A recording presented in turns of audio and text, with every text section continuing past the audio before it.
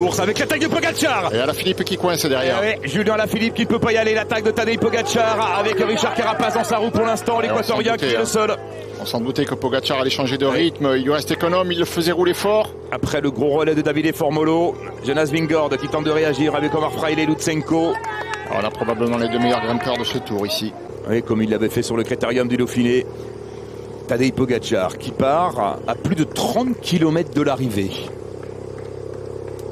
On l'a pressenté, cette attaque du vainqueur sortant du Tour de France. Ouais, Carapaz collé dans la roue. Pour l'attaquer, il faudra attendre qu'il soit un peu moins fort.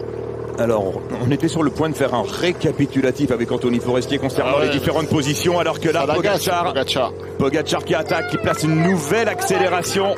Ouais, Carapaz, il était un peu à fond dans la roue quand même. Hein. Et à ce rythme, pas sûr que Carapaz puisse tenir longtemps. Ah, il sent que ça peut casser. Pogacar, il en rajoute. Et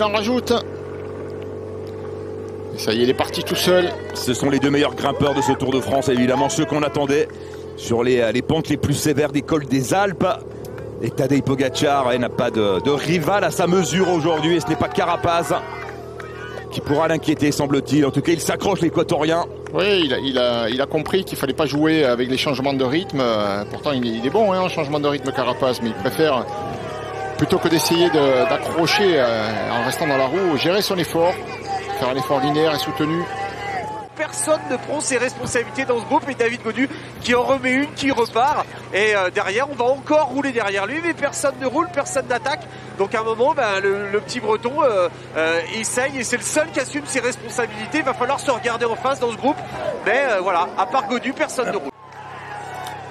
Et Pogacar qui laisse sur le carreau évidemment Michael Woods. Il n'en peut plus, le vétéran canadien Michael Woods, héroïque aujourd'hui, mais rien à faire face à Dylan Teuns, il est là Dylan Teuns, juste là-haut. À Tadej Pogacar. Il va basculer en tête quand même, Dylan Teuns, 100 mètres d'ascension encore pour le Belge, qui va sentir le souffle de Pogacar dans quelques instants. Tiens, Michael Woods, il se dit ça, il faut que je m'arrache parce que si je dois gagner l'étape, c'est lui qui va me ramener devant. Il va passer avec quoi, 15 secondes d'avance sur Tadej Pogacar.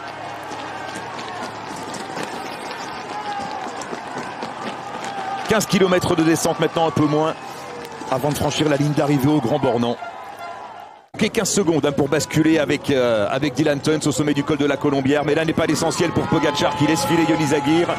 Tadej Pogacar qui va endosser un deuxième maillot jaune sur le Tour de France. Il l'avait porté le dernier jour l'an dernier, après sa prise de pouvoir à la planche des belles filles. Jonas Vingegaard qui prend la deuxième place de l'étape. Michael Woods troisième.